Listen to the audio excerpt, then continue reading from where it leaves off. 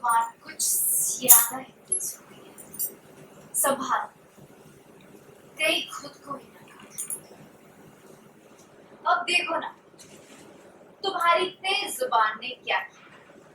मेरी बहन को झूठा बोला था ना। अब देखना, इस दरवाजे का ताला खुलेगा ही नहीं, क्योंकि इसकी चाबी तुम्हारे नसीब में नहीं, बिल्कुल तीन भैया की तरह। तुम एक काम करो, इस दरवाजे के बाहर जमीन पर सो जाओ। तुम्हें तो आदत होगी ना। अरे नो, एक्चुअली तुम तो चाट वाली हो। जाके किचन में सो जाओ, वही तुम्हारी जगह है और वही तुम्हारी सजा है मेरी बहन को झूठा बोलने के लिए। ये ताला खोलने का कोई हक नहीं और आपको ये ताला लगाने का कोई हक नहीं है। हाँ, माना आप इस घर की बड़ी बहू है, लेकिन मैं भी छोटी देवरानी हूँ।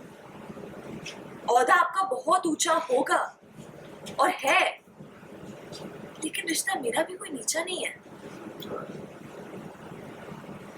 अगर आप सजा दे सकती हैं, तो उस सजा को ना स्वीकार करने का पूरा हक है मेरे पास। भाभी जी,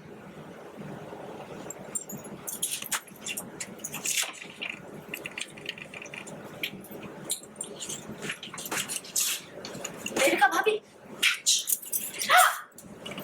तुझे तो मैं कुछ नहीं कर पाऊंगी। मैं सोने जा रही हूँ। Good night.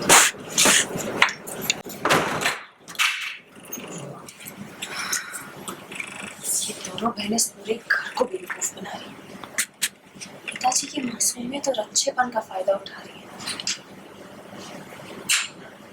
मुझे नेताजी और ससुराल वालों को देविका और कृतिका का सच बताना ही पड़ेगा। पर तब तक खजाना गणेश जी, उस कृतिका से मेरे नेताजी की रक्षा करना। अपनी बहन और पिता का बदला लेने के लिए देविका ने सुमन को किया परेशान। तीर्थ से किया उसे अलग, सुमन ने चखाया देविका को मजा। कलर्स टीवी के शो सुमन इंदौरी के ऑन लोकेशन से हम आपके लिए कुछ खास झलकियां लेकर आए हैं, जहां पर शो के अंदर आप देखेंगे कि देवरानी वर्सेस जेठानी का यहां पर हो चुका है हंगामा शुरू।